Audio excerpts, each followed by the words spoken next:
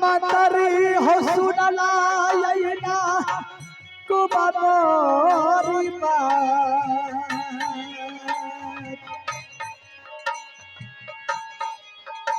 आज तीन चाल हो मतरी हो जाबा आमेला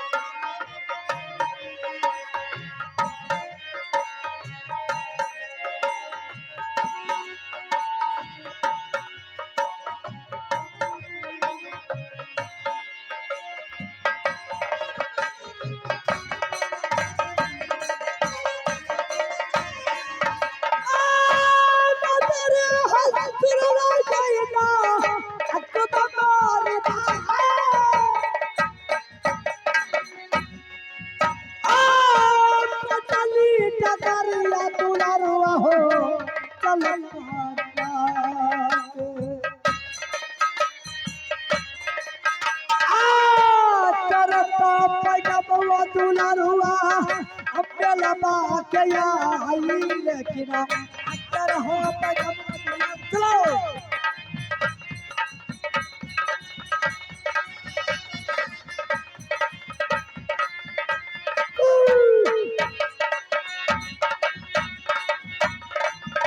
रे कागला शर्मा का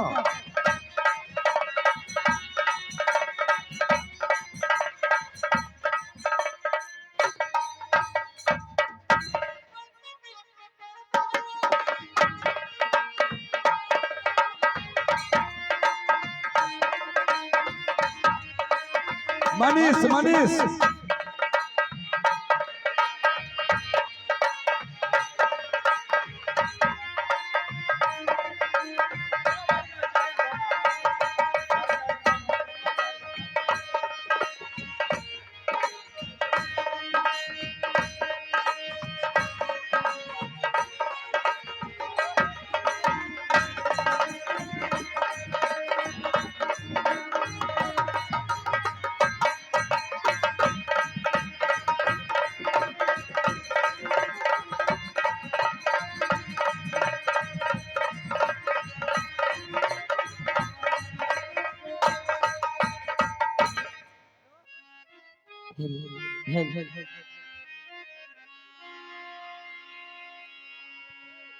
अब सुमरन करिए दीदी हिसी बसां करके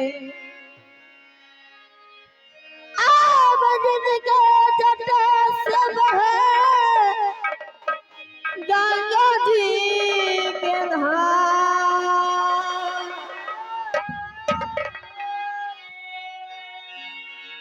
सुमरन करिए बहनिया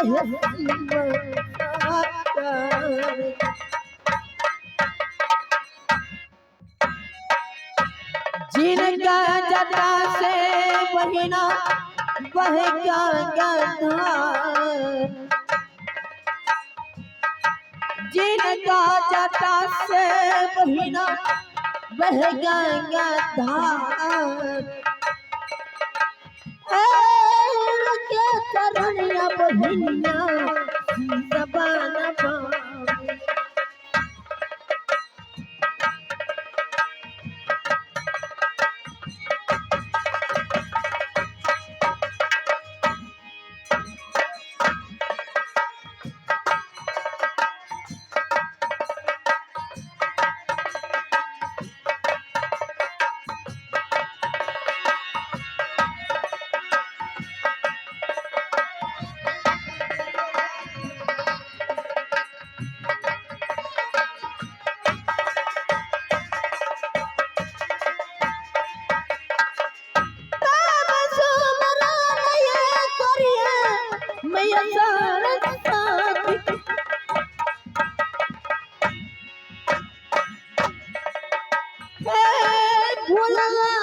झरिया कहे बसाबी हो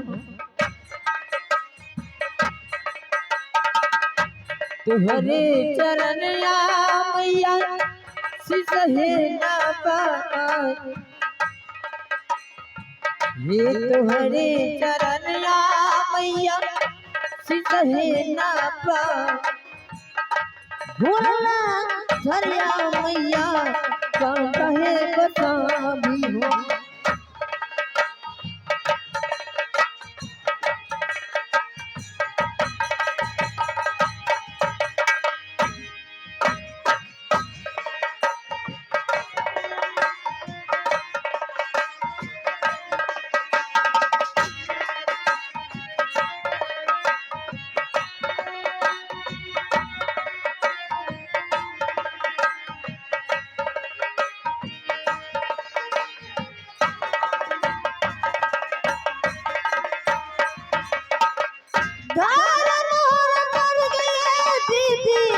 नैना की लंबाने घर मोर लागे बहिनिया ननोइना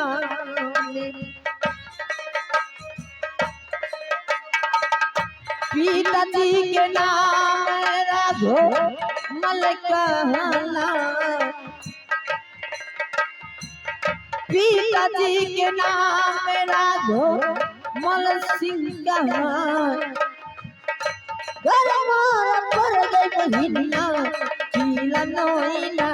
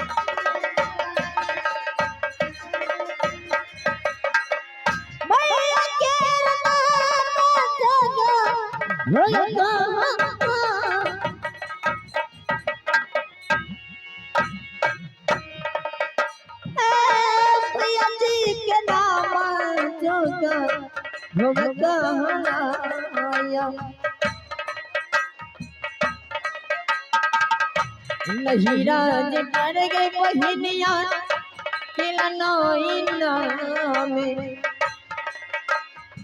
ये नहीराज पर गए बहिनिया किला नोइना में भैया जी के नाम चुना भोग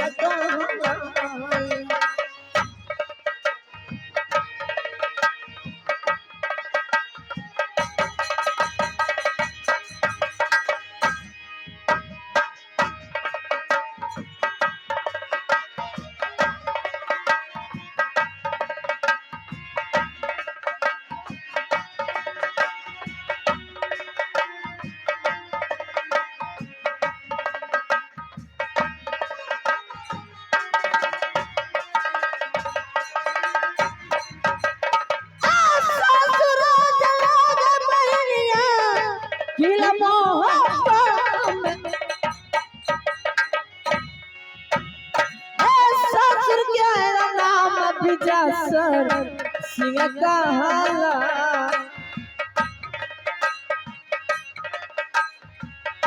ससुराज पर गई बहिनिया केला अब्बा में ससुर के नाम पिता सिंह कहाला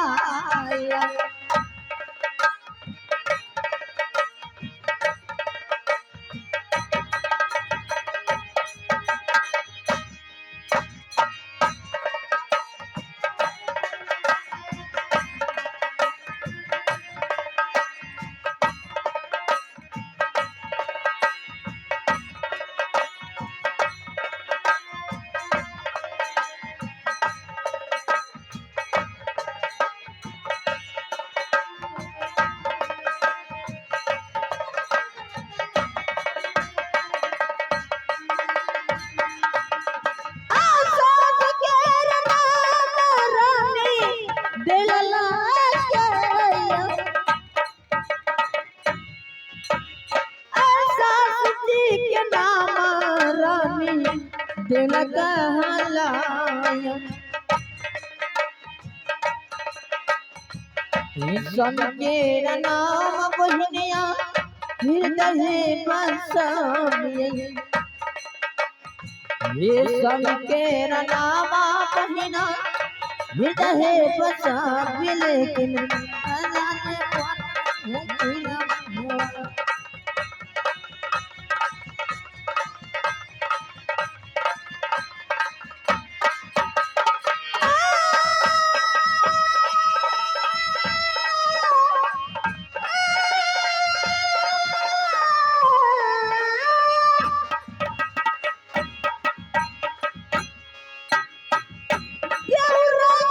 कोई ना जांगीर रुदल का हालात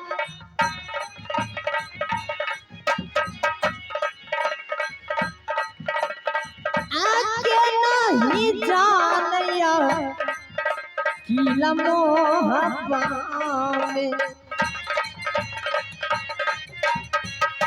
बहिना है सुन लियो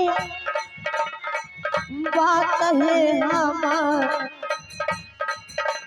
ये बहिना तानी सुन लियो बात है हमार ये देवरा के नाम जांगीर रुदल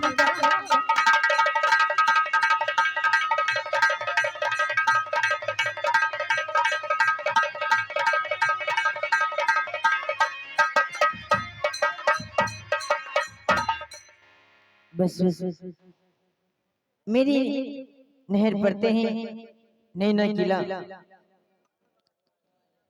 मेरे पिताजी के नाम विजय सिंह मेरे पिताजी के नाम राघुमल सिंह है और भाई के नाम जोगा हुआ मेरी सुसला मुहबा किला पड़ते हैं ससुर जी के नाम विजय सिंह सासू के नाम रानी देवला स्वामी जी के नाम कैसी बताऊं देवर के नाम जंगीर रुदल कहते हैं अब देहिया के नाम बहिना हे रानी सोन का हलाया बहिना है सोन लिया अब बात है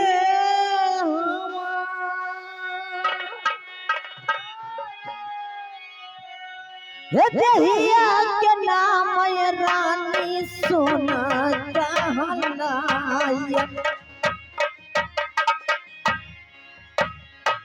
तनी सुन लियो बात है हमार ये तनी सुन लियो बात है हमार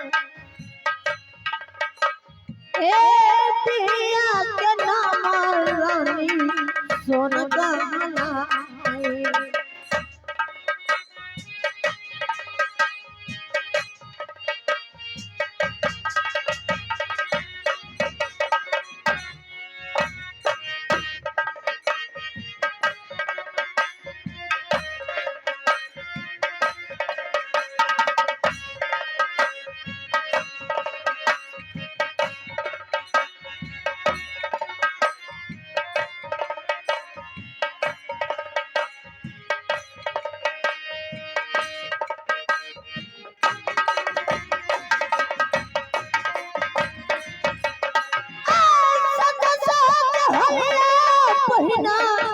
दिली है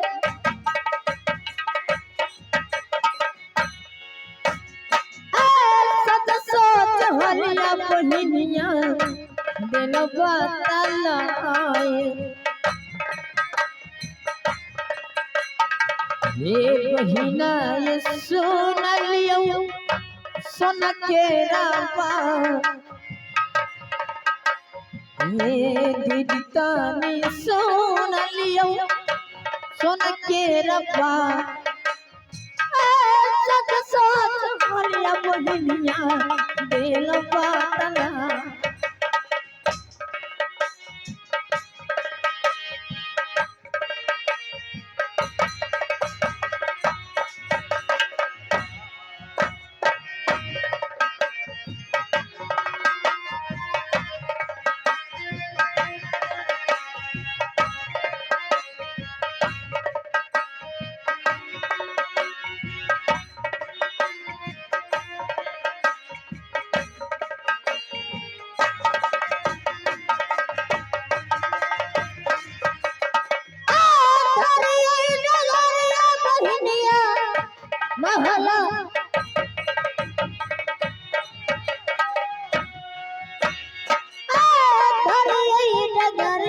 बहिनिया तनका के ए बहिना ये सुन लियो बात है हमार हे बहिना है सुन लियो बात है हमार लेकिन करिए डागानी है दानी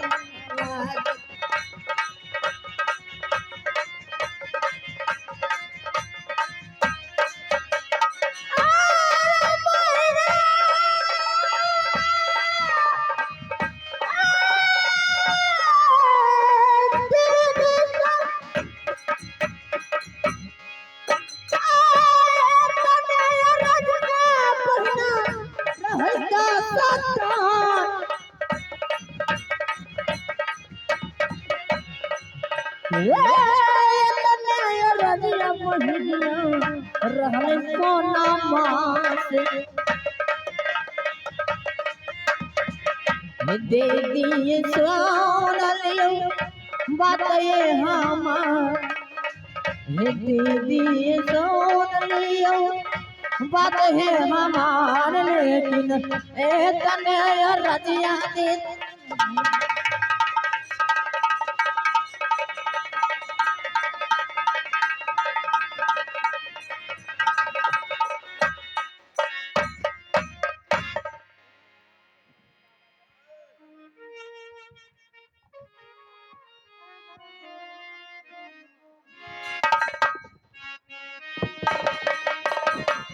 हेलो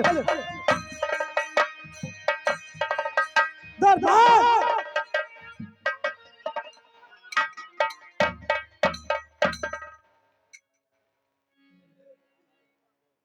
अब याद तेरा चला है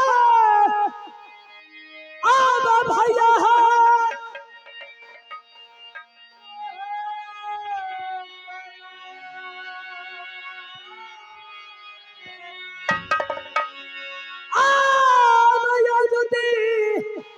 चलो हो भैया हो जाबा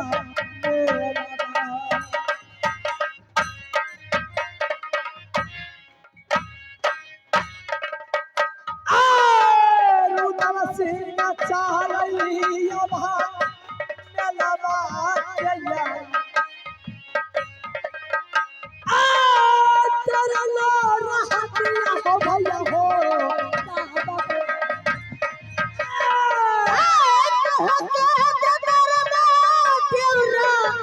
बनल है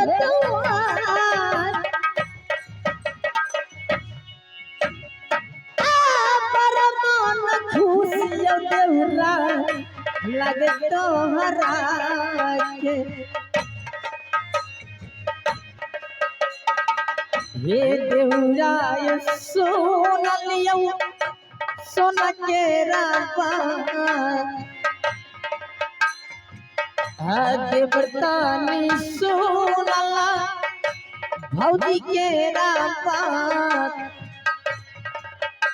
ए कह के जकर बय देवरा बनैले तोरा सुनला हसो नहसु कबा हां देवर जी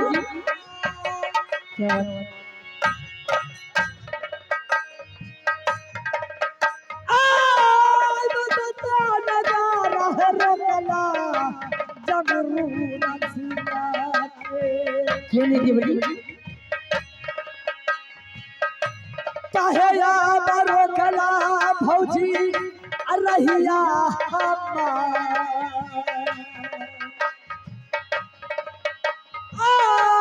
चाहे या रहिया भौजी रोकला हे हमारा लखिया रहिया ये रोकला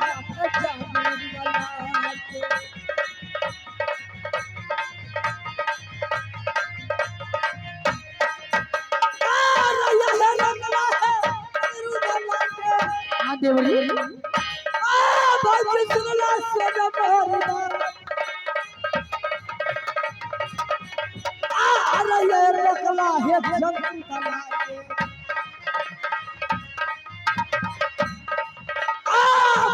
सुनला सोना मोर बात भाभी सुनला सोना मोरी बाती बा रहिया है रोकल भैया चंद्रला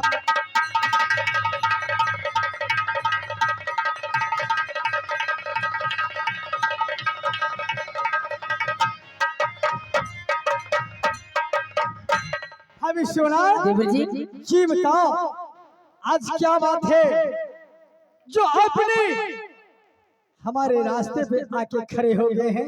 देवर जी हाँ आपको देख रहे हैं आज इतना खुशी खुशी हो कहाँ की जतरा बनाए हैं।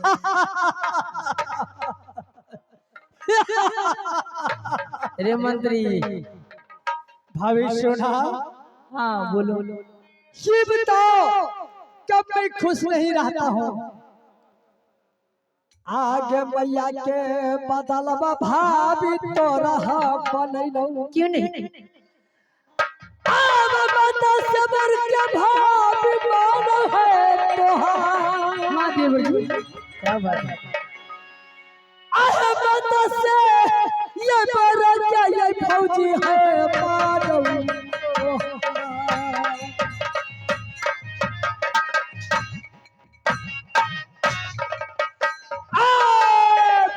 या बस सुनला ऐसे ना है बोली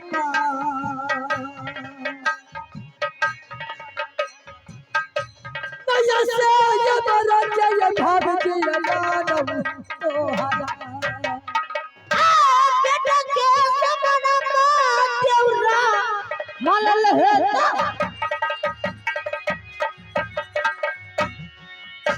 बेटा के समना मयो देवरा पोसन तो हरा के ये देवरा ये सोनलारू उदल हमोरी बा ये देवता ने सोनलारू उदल हमोरी बा ए बेटा के समना मयो देवरा रखल तो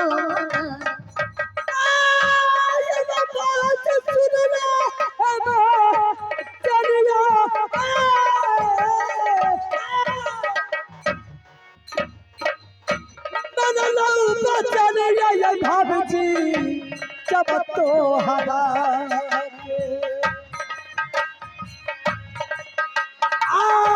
कहे या बरकला भाभी रहिया हम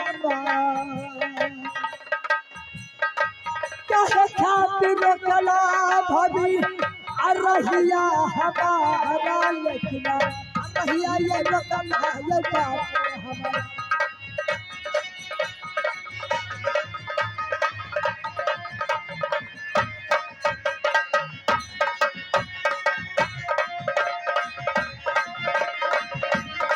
देवर जी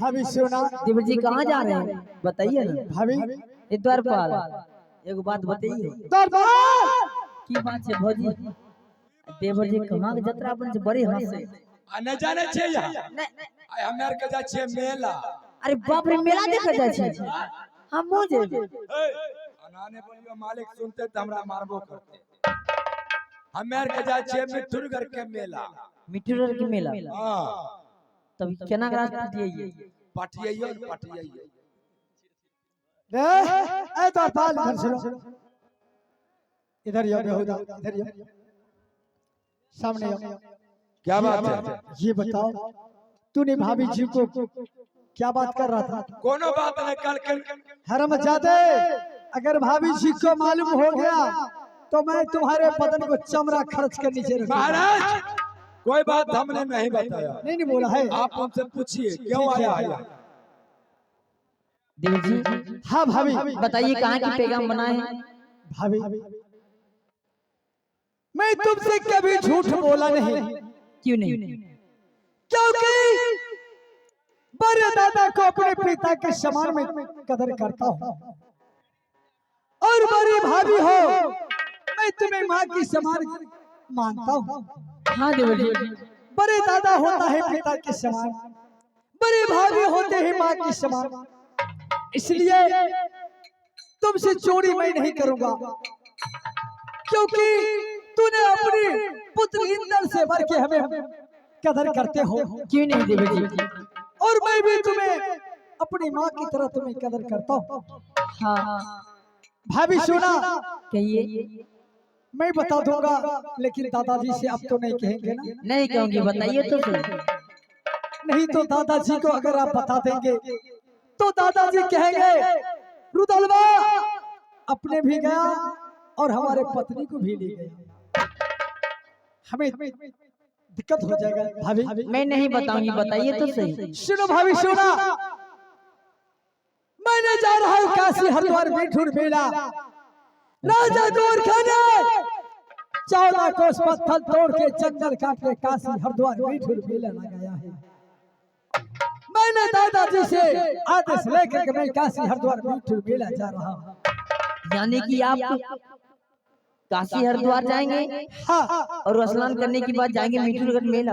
हाँ भाभी, राजा गोरखा ने पत्थर तोड़ तोड़ के मेला लगाए। हाँ ये 14 कोस के लंबाई है। क्या काशी हरिद्वार मिठुर मेला राजा गोरखा ने सजाया है। क्या बात है देवर जी? हाँ हम लगले लीला सभा देवरा तनी भाभी के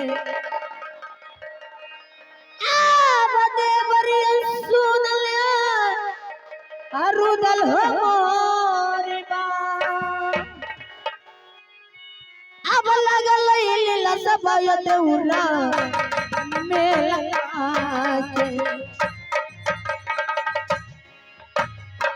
ये मेला घुमाई देवरा देत हो मामा। ये मेला घुमाई देवरा देत हो मामा। लगल लीला सभा देवरा कान मेला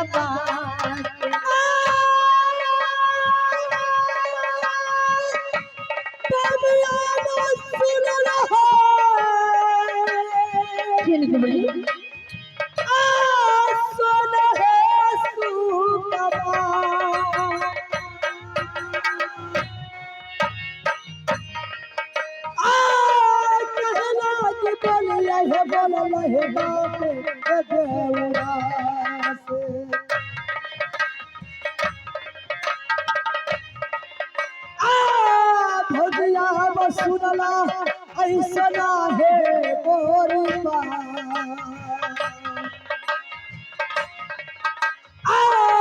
भोजया सुनला ऐसा है मोरी बा, है फेरू हमारा।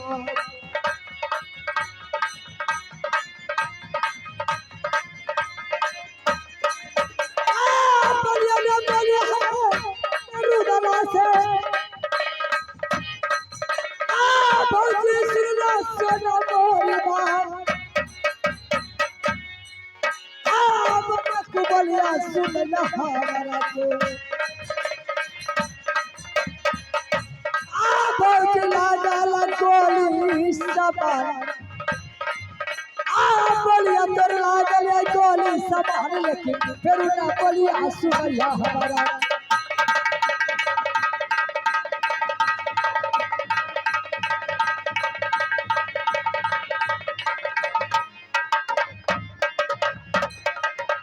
हंसते मास्टर साहब। सुनो भाभी सुनो। हाँ देवर जी कहिए। सुनो, मैं तुम्हें मेला नहीं ले जा सकता हूँ। तो देवर जी मैं कैसे जाऊंगी? सुनो भाभी सुनो, कहिए। आप यहाँ से अगर आप मेला जाने के लिए चाहते हैं तो चले जाइए बड़े दादा के पास। अच्छा, क्योंकि बड़े दादा को आप धर्म पत्नी। क्यों नहीं? मैं तुम्हें ऑर्डर देने वाले कोई नहीं, ऑर्डर ले जाने वाले हूँ, क्योंकि दादा का धर्म पत्नी हो। अगर दादा तुम्हें ऑर्डर दे देंगे तो मैं स्वयं ले जाने के लिए भाभी मैं तैयार हूँ। ठीक है देवर जी। क्योंकि बड़े दादा होता है पिता के समान। दादा को वचन को मैं कभी नहीं काटा हूँ ना काटूंगा। ठीक है मैं देवर तुम्हें जी, रास्ता बता देता हूँ, बताइए। तुम यहाँ से चले जाओ और दादा के